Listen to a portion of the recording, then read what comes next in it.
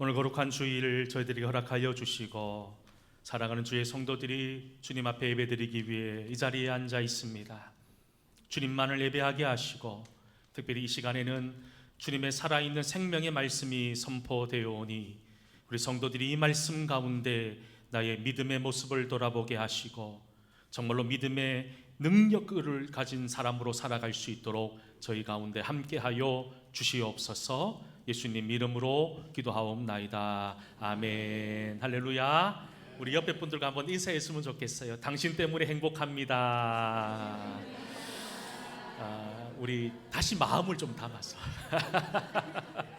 진짜 우리 옆에 분 바라보면서 당신 때문에 진짜 행복합니다.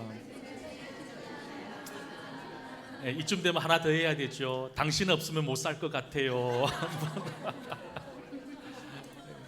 저는 우리 성도들의 관계가 당신 없으면 못 사는 그런 관계가 되었으면 간절히 좋겠습니다. 22대 국회가 시작이 되었습니다.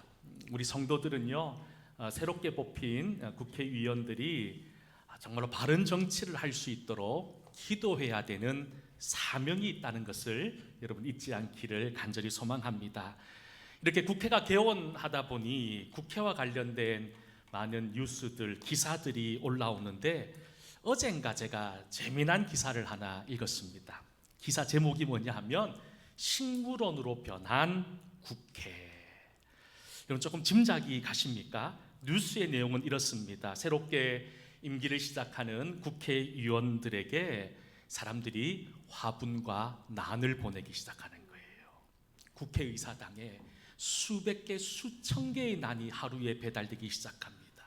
물밀듯이 밀려오니까 의원실마다 여러분 수백 개의 화분과 난은 기본이라고 합니다. 우리나라 국회의원 수가 300명인데요. 1인당 100개씩만 잡아도 여러분 축하 화분이 3만 개가 된답니다. 그러니 국회의원들이 모여 있는 국회 의원 회원 공간에 사무실에도 둘 자리가 없고 복도, 화장실 앞에, 심지어는 건물 밖에까지 화분이 너무 넘쳐나서 국회의사당이 마치 식물원으로 바뀌었다. 이런 기사를 재미나게 읽었지요. 저는 그런 생각이 들었어요. 정말로 축하하기 위해서 화분을 보낸 분들도 있겠지만 안면에 못 이겨서 보내신 분들도 분명 있으실 거예요. 그런데 안 보내는 것보다는 잘했다 생각이 듭니다. 근데 여러분 어떻습니까? 우리가 살다 보면 아주 가끔 이런 거칠애가 필요할 때가 종종 있다는 거예요. 하지만 문제가 있습니다. 거칠애가 너무 지나치면 분명히 문제가 된다는 거예요. 국어사전에 보면 거칠애라고 하는 뜻을 이렇게 풀이합니다. 실속 없으면서 겉으로만 보기 좋게 꾸미는 모든 행동을 거칠애라고 이야기하고 있지요. 우리나라의 이런 거칠애, 내면을 가꾸기보다 눈에 보이는 외형적인 것에 더 많은 관심을 가지는 것은 우리나라가 가지고 있는 여러 가지 역사적인 배경을 가지고 있기 때문인 거예요. 우리나라 조선시대 때부터 내려왔던 이 양반 문화, 이것이 다르게 얘기하면 체면 문화였던 거예요. 이런 체면 문화, 양반 문화가 오랫동안 우리의 일상이 되다 보니 많은 사람들이 알게 모르게 나는 아니라고 얘기하지만 나의 내면의 모습을 가꾸기보다는 외형의 모습, 외적으로 남에게 보이는 것을 더 아름답고 더 좋게 가꾸려고 한다는 거예요. 누가 그럽니다. 우리나라는 세계에서 가장 유행에 민감한 나라라고 말입니다. 명품 선호, 여러분 전 세계의 탑이라고 할 만큼 우리나라 사람들의 명품 선호는 끝이 없습니다. 그러다 보니 여러분 짝퉁이 만연합니다. 우리나라는 또 한마디로 성형공화국이라고 이야기하지요. 성형도 유행을 타는가 봅니다. 서울 시내의 복잡한 거리를 걷다 보면 나하고 비슷한 사람을 여러 명 만난다는 거예요. 무슨 뜻인지 아시죠? 나하고 코도 비슷하고 눈도 비슷하고 여러분 얼굴 생김새가 너무 닮아 있는 성형 미인들이 너무 넘쳐난다는 우스갯소리라는 거지요. 이처럼 세상은 내면의 관심보다는 겉으로 보이는 외모나 돈이나 명예나 학 탑벌 같은 그것에 많은 사람들이 관심을 가지고 또 그것으로 사람을 재단하고 평가하고 살아간다는 거예요.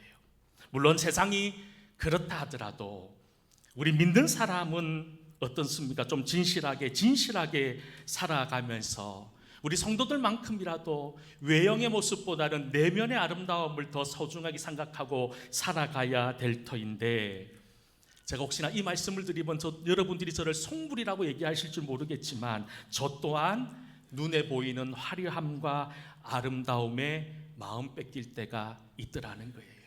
이건 저만의 문제가 아니라 오늘 함께 예배드리는 우리 모든 성도들의 문제이기도 하다는 거예요. 저는 오늘 우리가 함께 드리는 이 예배, 또 우리가 함께 나누는 이 말씀을 통해서 지금까지 세상의 아름다움과 세상의 화려함에 마음을 뺏겨 거칠애와 같은 삶을 살았던 우리 인생이라면 그 인생을 돌이켜서 주님이 기뻐하고 정말 주님이 원하시는 거룩하게 구별된 믿음의 속사람으로 강건한 그런 은혜를 누릴 수 있는 그런 귀한 믿음의 사람들이 다 될 수 있기를 주의 이름으로 간절히 축원합니다.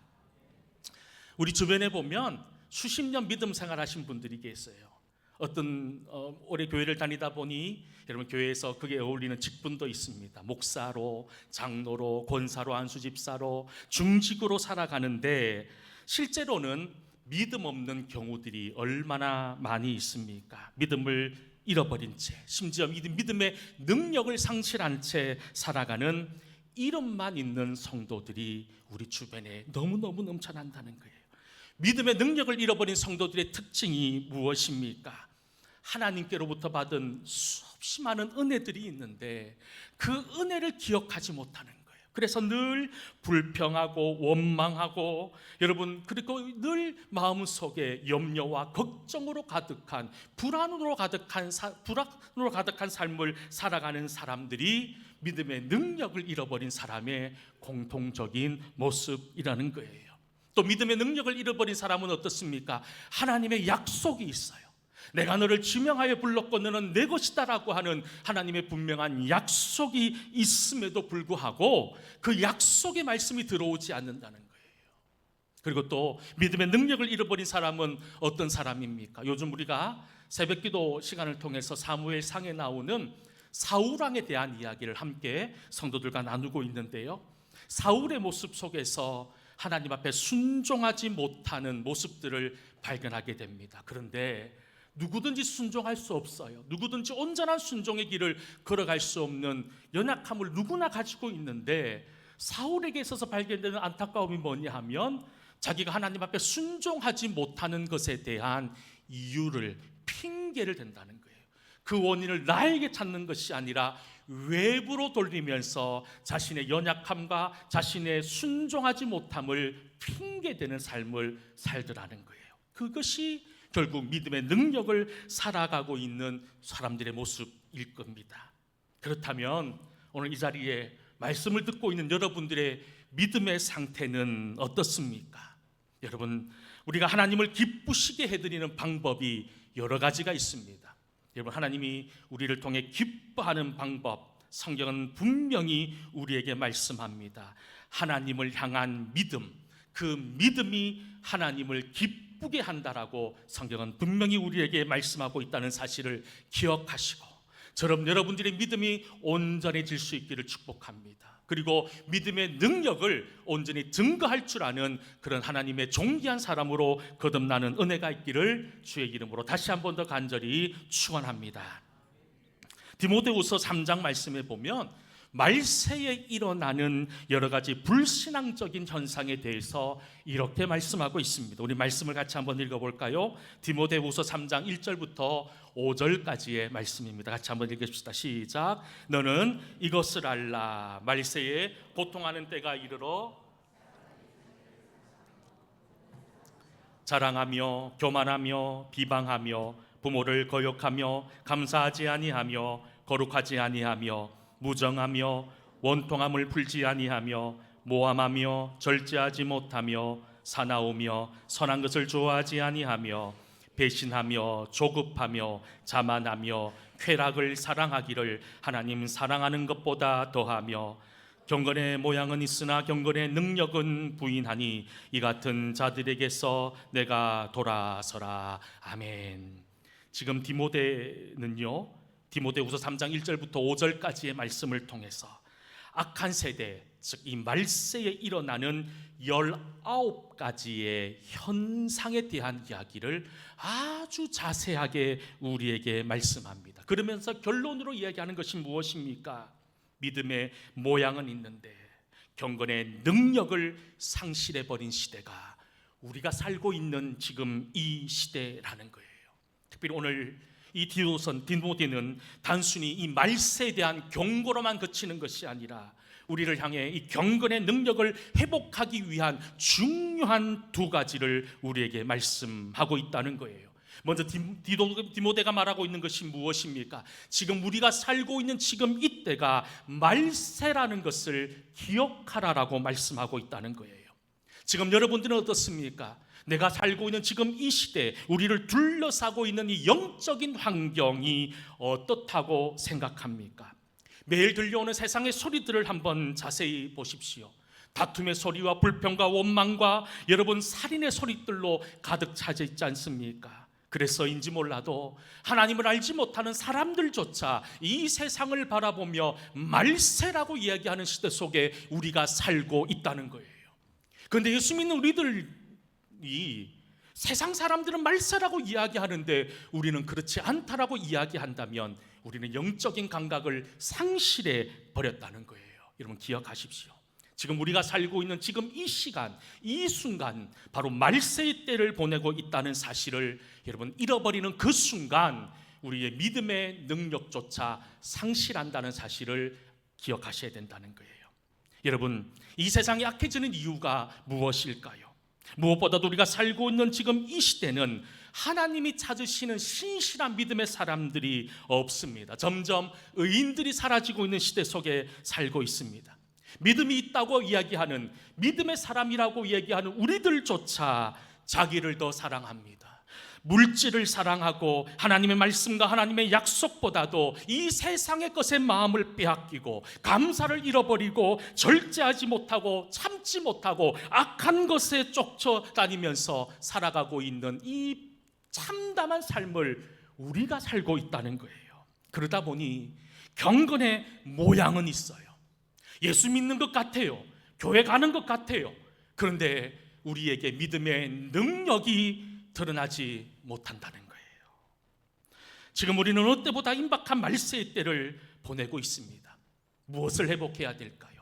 껍데기의 신앙이 아니라는 거예요. 우리 내면에서 정말 하나님 아니면 못 삽니다라고 하는 그런 귀한 믿음의 고백과 함께 주님 한 분만으로 만족합니다라고 하는 신앙의 결단이 우리에게 일어나야 되지 않겠냐는 거예요. 여러분 다시 한 번 더 이 말세 때에 정말로 주님을 향한 믿음의 모습들이 새롭게 회복되어지는 은혜를 맛볼 수 있기를 간절히 소망합니다. 그리고 특별히 디모데는 이런 악한 시대를 살고 있는 우리들을 향해서 이 세상에서 돌아설 것을 명령하고 있습니다. 지금 가고 있는 길이 여러분들은 어떤 길을 가고 있습니까? 죄송하지만 많은 믿음의 사람들이 주님의 길을 가지 않는다는 거예요. 십자가의 길이 아닌 여전히 이 세상의 길을 걸어가고 있습니다. 요한계시록에 보면 하나님께서 예언하는 7개의 교회들이 나오고 있습니다. 그 중에 라오디게아 교회라는 교회가 있습니다. 공교롭게도 이 라오디게아 교회는 7교회 교회 중에서 아무 칭찬도 받지 못한 유일한 교회로 기록되고 있습니다. 그런데 이상합니다. 성경에 기록되어져 있는 나머지 6개의 교회와 비교했을 때 라오디게아 교회가 그렇게 크게 잘못한 것도 없는 것 같아요. 이단에 속아 넘어간 것도 없어요. 악한 세력과 타협하지도 않았어요. 그들은 믿음의 모습을 가지고 있었어요. 믿음의 형태를 유지하고 있었어요. 그런데 이 교회를 바라보는 하나님의 평가는 냉혹했습니다. 하나님의 평가가 무엇입니까? 그들이 잠들어 있다는 거예요. 라오디게아 교회, 그들은 부족한 것이 없는 풍족한 교회였어요. 근데 여러분, 이 풍족함, 이 세상의 풍족함으로 말미암아서 자신들이 영적인 가난함, 영적인 궁핍함 속에 있다는 것을 잊어버렸다는 거예요. 여러분, 예전에 우리 한국 교회가 부흥했을 때가 언제인 줄 아십니까? 우리가 가난하고 배고팠을 때 교회가 부흥했어요. 가난하고 배고프니 교회에 나와 하나님께 기도했다는 거예요. 그런데 언제부터 한국 교회가 쇠퇴해지기 시작하는 줄 아십니까? 우리가 먹을만하고 살만해지고 우리가 좀 더 잘 살다 보니 교회가 점점 힘을 잃어가더라는 거예요. 지금 라오디게아 교회가 이런 상태였던 거예요. 이 라오디게아 교회를 바라보면서 하나님 뭐라고 말씀하시는 줄 아십니까? 요한계시록 3장 15절 16절 말씀에 이렇게 말씀합니다. 같이 한번 말씀 읽어봅시다. 내가 내 팽이를 아노니 내가 자든지 뜨겁든지 하기를 원하노라. 내가 이같이 미지근하여 뜨겁지도 아니하니 내 입에서 너를 토하여 버리리라. 아멘. 내 입에서 너를 토하여 버리리라. 이 라오디게아 교회는 2000년 전의 교회가 아니에요. 우리 교회입니다. 우리가 라오디게아 교회처럼 여러분 차갑지도 않고 뜨겁지도 않은 미지근한 그런 모습으로 하나님의 은혜 가운데 살고 있지 않냐는 거예요. 여러분, 우리 또한 라오디게아 교회처럼 믿음의 열정을 잃어버린 지 오래입니다. 여러분, 스스로에게 한번 물어보십시오. 눈물 흘리며 하나님 앞에 기도해 보신 적이 얼마나 됐습니까? 목이 터져라 하나님을 찬송했던 적이 언제이십니까? 하나님 말씀이 너무 달아서 밤에 잠을 설쳐가며 말씀 읽어보신 적이 또 언제입니까? 여러분, 우리가 이미 미지근한 상태가 되어버린 거예요. 뜨겁지도 않고 차갑지도 않은 형태만 남아있는 그리스도인으로 내가 살고 있지는 않는지를 우리는 잘 돌아보셔야 한다는 거예요. 믿음이라는 것은요, 머릿속에 머물러 있는 게 아니에요. 내 생각 속에 머물러 있는 게 아니에요. 그저 믿음이 내 머릿속에만 머물러 있으면 아무 역사도 일어나지 않는다는 거예요. 그림의 떡에 불과하다는 거예요. 오늘 우리가 함께 읽은 야고보서는요, 예수님의 친동생이었던 야고보가 기록한 성경입니다.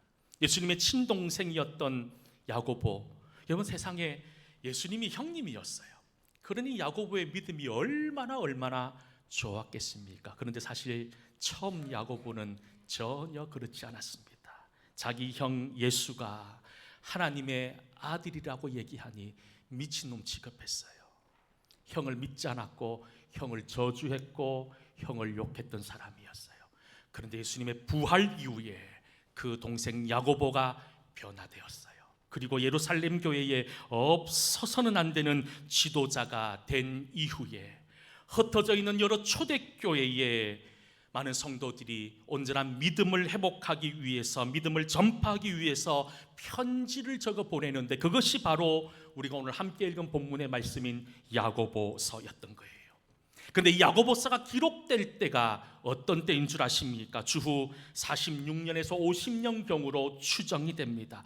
그때는 기독교가 유대교와 우상 숭배자들로 말미암아서, 로마로 말미암아서 극단적인 박해 가운데 있었던, 정말 말할 수 없을 만큼 참담하고 고통스러운 그 시간이었다는 거예요.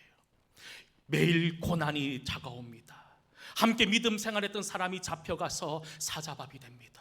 말할 수 없는 고통과 고난이 매일 밀려오고 있는 그들에게 위로의 말, 격려의 말이 아니라 오늘 야고보 사도는 성경에서 이렇게 말합니다. 야고보서 1장 22절에 보면 뭐라고 말하고 있는 줄 아십니까?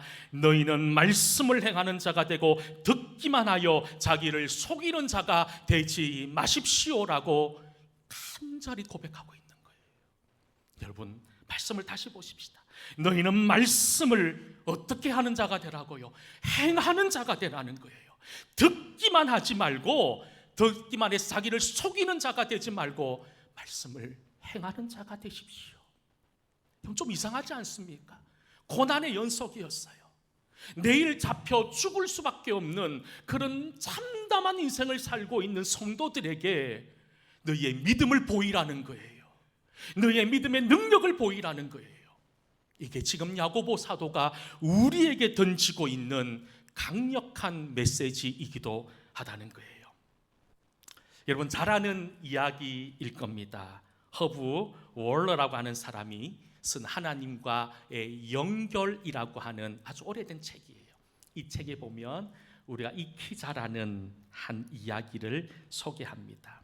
한적한 작은 시골 마을에 나이트클럽이 하나 들어옵니다. 동네가 난리가 났습니다. 이 조용한 동네에 나이트클럽이 들어오니 아이들 걱정이 앞서는 거예요. 그리고 바깥 외부 사람들이 들어와서 동네를 엉망으로 만들 것 같아서 교회의 성도들이 모여서 기도하기 시작합니다. 하나님, 이 나이트클럽 때문에 우리 아이들이 병들지 않게 하시고, 이 나이트클럽으로 말미암아서 외부 사람들이 들어와서 이 평화로운 우리 마을이 물들지 않게 해주십시오. 그러면서 기도합니다. 하나님, 이 나이트클럽을 불태워 주십시오 라고 말입니다. 그렇게 모여 기도합니다.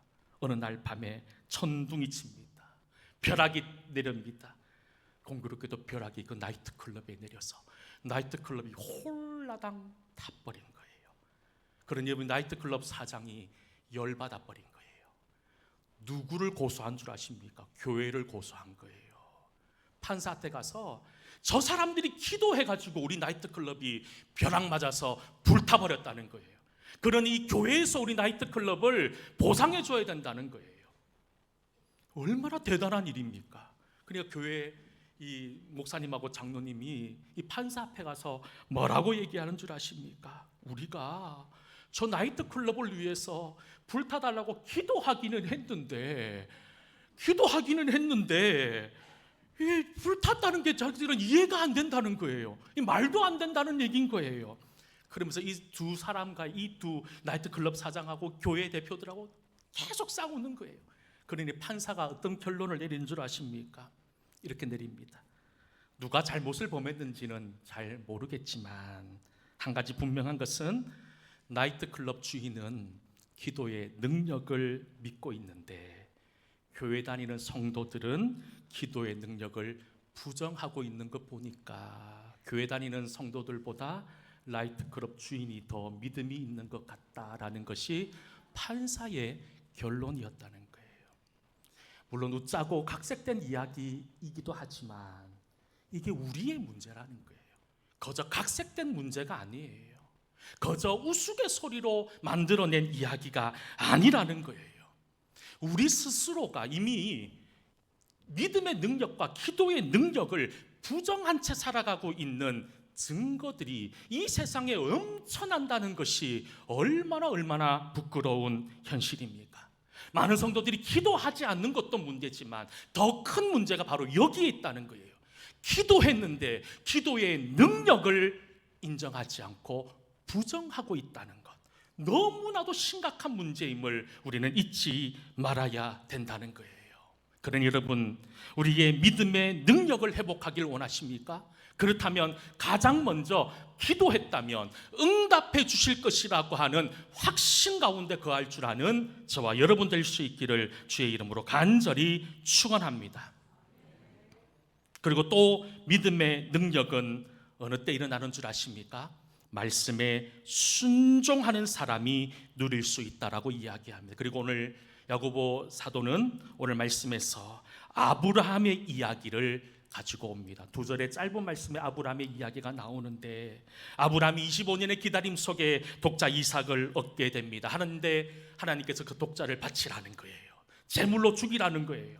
그 하나님의 부름 앞에 아브라함이 순종했다는 거예요.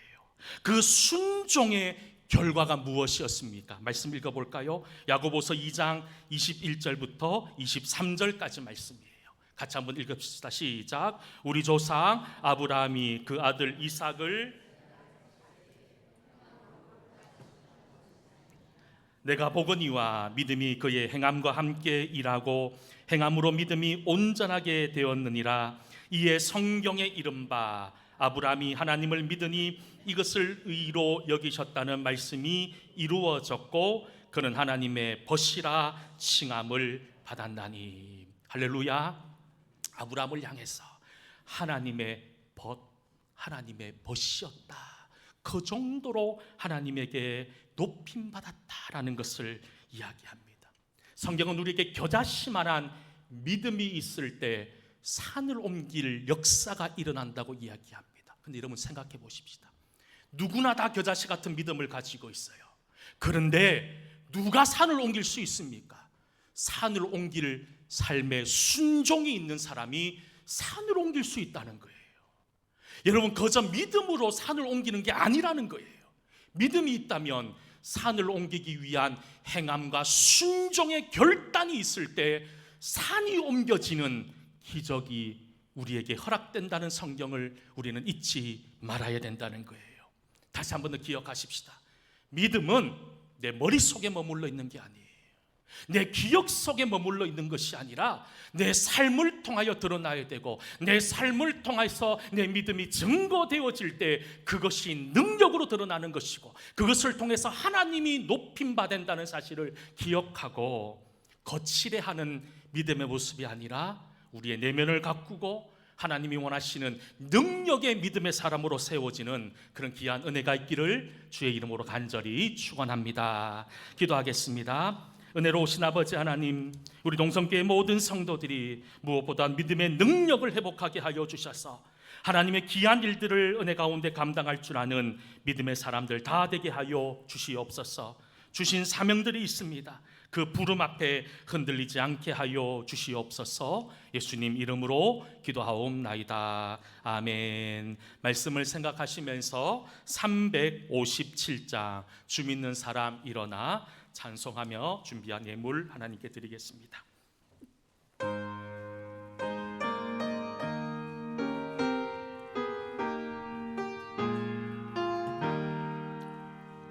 주 믿는 사람 일어나 다 힘을 합하여 이 세상 모든 마귀를 쳐서 멸하세. 저 앞에 오는 적군을 다 싸워 이겨라.